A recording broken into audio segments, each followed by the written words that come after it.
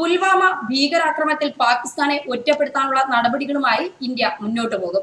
പാകിസ്ഥാനുമായുള്ള സൗഹൃദ രാഷ്ട്ര പദവി ഉപേക്ഷിക്കുന്നതായി പ്രധാനമന്ത്രി നരേന്ദ്രമോദി പ്രഖ്യാപിച്ചു. പാകിസ്ഥാനെ ഒറ്റപ്പെടുത്താനുള്ള നടപടികളുമായി ഇന്ത്യ മുന്നോട്ടു പോകുമെന്നും സൈന്യത്തിന് പൂർണ്ണ സ്വാതന്ത്ര്യം നൽകുമെന്നും അദ്ദേഹം പറഞ്ഞു.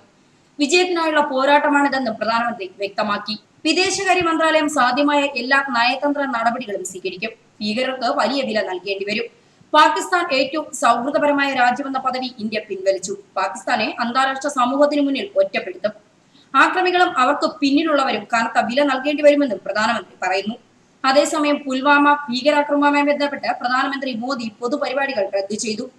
രാജ്യം ഒറ്റക്കെട്ടായി നിൽക്കണം. ഭീകരതയെ ഒരേ സ്വരത്തിൽ എതിർക്കണം. കാശ്മീരിൽ ആക്രമണം നടത്തിയവർക്ക് തക്ക ശിക്ഷ നൽകും.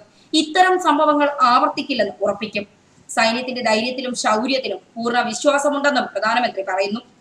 അതേസമയം ആക്രമണത്തിന് മുമ്പ് ജെയ്ഷെ മുഹമ്മദിന്റെ താക്കീത് ട്വിറ്ററിൽ നടപ്പായത് 1 വർഷം മുമ്പത്തെ പദ്ധതിയെന്നാണ് സൂചനകൾ നൽകുന്നത്.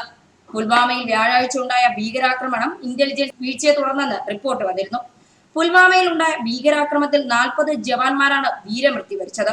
ജമ്മു കാശ്മീർ പോലീസ് 2 ദിവസം മുമ്പ് തന്നെ ഭീകരാക്രമണത്തെക്കുറിച്ചുള്ള സൂചന സുരക്ഷാ ഏജൻസികൾക്ക് നൽകിയിരുന്നു. സ്വകാര്യ ട്വിറ്റർ അക്കൗണ്ടിൽ ഇതു സംബന്ധിച്ച വീഡിയോ അപ്ലോഡ് ചെയ്തതിനെ തുടർന്നായിരുന്നു ഇത്.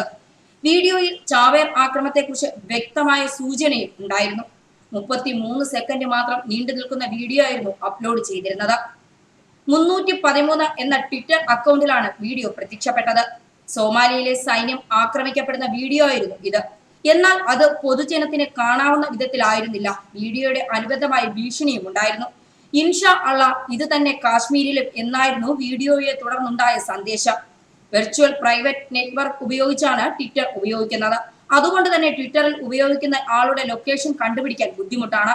2 ദിവസം മുമ്പ് ചേർന്ന സുരക്ഷാ യോഗത്തിൽ ഇക്കാര്യം ചർച്ച ചെയ്തിരുന്നു. എങ്ങനെയായിരിക്കും ആക്രമണം എന്ന് വ്യക്തമാക്കാൻ ജമ്മു കാശ്മീർ പോലീസ് ഡമ്മി വീഡിയോയും തയ്യാറാക്കിയിരുന്നു.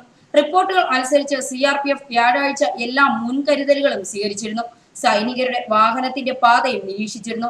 എന്നാൽ ഇതിനെയെല്ലാം മറികടന്നാണ് ആക്രമണം ഉണ്ടായത്. ജമ്മു കാശ്മീർ ഗവർണർ സത്യപാൽ മാലിക് ഇന്റലിജൻസ് സുരക്ഷാ വീഴ്ച കൊണ്ടാണ് ആക്രമണം ഉണ്ടായതെന്ന് കഴിഞ്ഞ ദിവസം തന്നെ പറഞ്ഞിരുന്നു. ജെയ്ഷെ മുഹമ്മദും ലഷ്കർ തൊയ്ബയും ഒരുമിച്ച് കാശ്മീർ താഴ്വരയിൽ ഒരു ആക്രമണം ലക്ഷ്യമിടുന്നതായി സുരക്ഷാ ഏജൻസികൾ വിവരം ലഭിച്ചതായി പറയപ്പെടുന്നു. ന്യൂസ് ഡെസ്ക് മലയാളി വാർത്ത.